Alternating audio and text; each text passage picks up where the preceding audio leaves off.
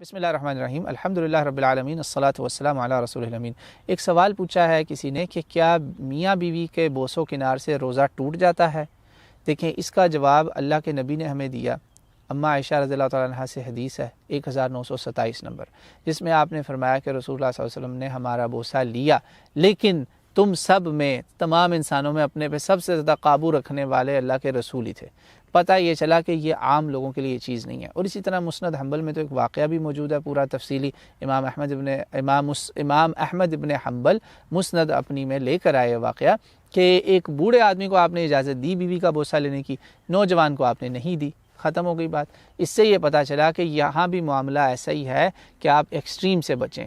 ایسا نہ ہو کہ آپ یہ چونکہ اللہ نے منع کیا اور آپ اللہ کے حرام کے ارد گرد کھیل رہے ہیں تو بیڑا غرق نہ ہو جائے، تباہ نہ ہو جائے سب کچھ۔ بڑا زبردست گناہ ہے، میاں بیوی کا آپس میں تعلق بالکل زنا ہی سمجھا جائے گا روزے کی حالت میں۔ تو اس لیے آپ اس دروازے پہ کیوں دستک دے رہے ہیں جہاں آپ کو پتہ ہے کہ اگر دروازہ کھل گیا تو تباہی قیامت آ جائے گی۔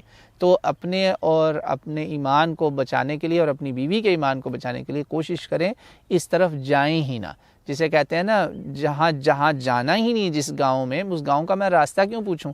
جس ہائی وے پہ میں ٹریول ہی نہیں کرنا چاہتا، میں کیوں کہوں میں اس ذرا جا کے دیکھوں تو صحیح وہاں ہوتا کیا؟ گڑبڑ ہو جائے گی، ایمان تباہ ہو جائے گا۔ اللہ تعالیٰ میرے آپ کے ایمان کی حفاظت فرمائے۔ اس میں یاد رکھیں، افراط و تفریط سے بچیں۔ اگر کسی نے اپنی بیوی کو کوئی محبت کا جملہ بول دیا، اس سے بھی اس کا روزہ محفوظ ہے۔ اگر بوسہ لے لیا، روزہ محفوظ ہے، مگر اگر باؤنڈری کراس ہو گئی تو پھر وہ بوسہ بھی حرام ہوگا، اس کے ساتھ ساتھ آگے جو کچھ بھی ہوا وہ سب کا سب حرام ہوگا۔ یاد رکھیے گا اس چیز کو اس میں بڑا احتیاط سے چلیے گا، بہتر ہے کہ اس میں نہ کیا جائے۔ واللہ اعلم۔